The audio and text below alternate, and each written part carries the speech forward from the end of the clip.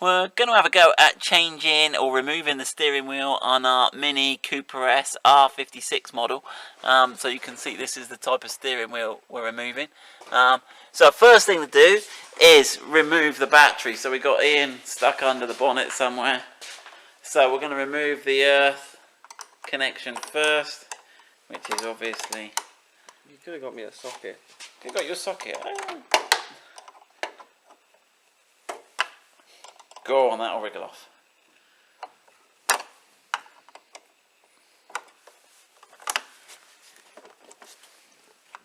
Yeah, so a socket, a deep reach socket is going to be easier than a spanner, but you can do it with a spanner. It's 10mm. A rubbish start to the video. There we go. Go on, that's got to be loose enough now. Give it a good wriggle. Go on. Give it a wriggle, that'll go. There we go. Right, and then we're going to have to put something there or jam it somewhere because you don't want it suddenly touching on in the middle of the video somewhere. You happy with that? Yeah, so get it good jam so it's not going to go. Right in. Then into the car. Right, so with a lot of these airbags and stuff, obviously, yeah, disclaimer, you are using airbags. We are going to remove airbags and it is an explosive device, so do be careful and cautious when you're doing this job. This is for guidance only. Right, I'd put your chair back a bit if I was you, Ian. There you go. Right, so on all these cars, there's always a little, like a secret little way of getting something off. And on the Mini, we haven't done this. But it looks like there's a little hole underneath. Can you rotate? Okay. So we'll have a look. Oh, without the, you might have to. No, without the battery on, you can't remove the steering wheel. So there's a little hole. There's a little hole up under there. So we'll have a look when you've got it off. At the end of the video, we'll show you a bit more clearly. And then you've got to poke up in there and you should feel a little spring. And then when you've got the spring right, it should pop off the steering wheel. But we're going to know better once we've got it off, because we better show you how it works. I don't know what I'm aiming for here. I think you want to go up flat, level with the base. It's always level with the base here, and that's it. Like that. And there should be a bit of wire that you press if it's like the ones on the Range Rovers. No. Right, so you want to be sort of vertical there.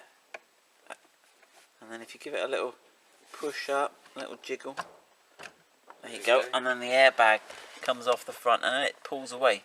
So let's have a look how the wires are routed, because we want to make sure we get them back. So then the first thing we need to do is the grey connector there. It's just a little push tab on the top. Oh, that gives us a bit more room. And then wiggle off this earth. That earth there. Oh, I haven't got it. You got that earth off yet? Yeah, so you have to push on the little tab in the centre. Yeah. There's a little tab to release that.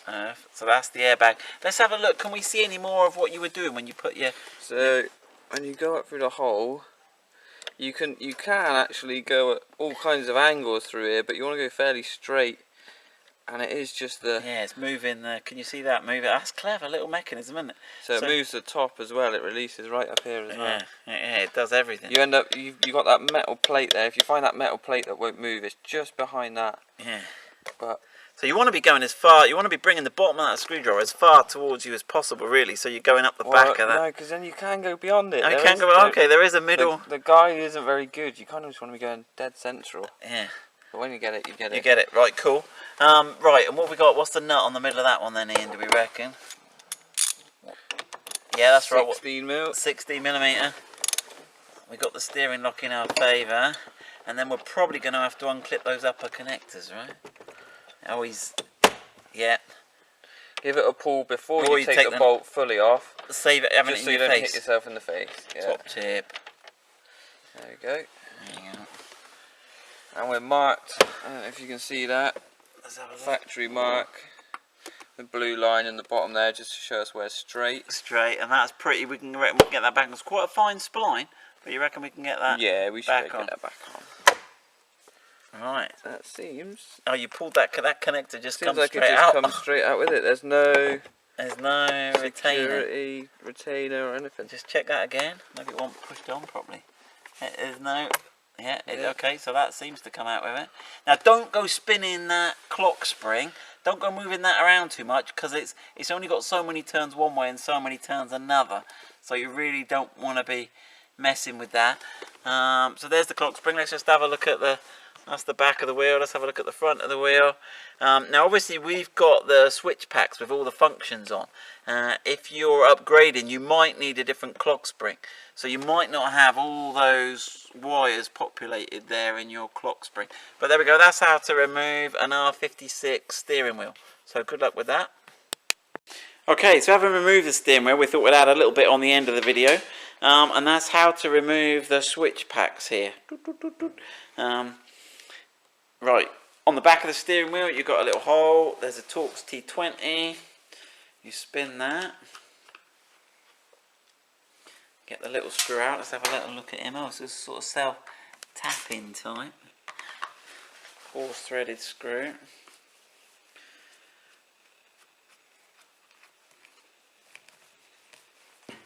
Come out. Right, and then you can just... Let's have a look how these fix on. They've probably got some sort of barbed fittings that go into the polyurethane. I'm just going to disconnect that. Let's have a yeah, look. You got little like hammerhead yeah, slots look, yeah. See those little hammerhead there. So that goes in and that grips it. So you've got to like wrestle it out. Ian just then pulled the connector off. He's just wrestled the other one out. Look, there's no stopping him today. Oh, half of it. Half of it. How'd you manage that? You trashed it. Do as I say, not as I do. Let's have a look how you've managed to break that then. So what's happened there then? Oh, so you've taken the little plastic cover off the old squidgy switches. So you want to get a good grip right underneath. Always recovered it, look. So yeah, that just clips together. So you really try want and to get right underneath. Don't pull off the...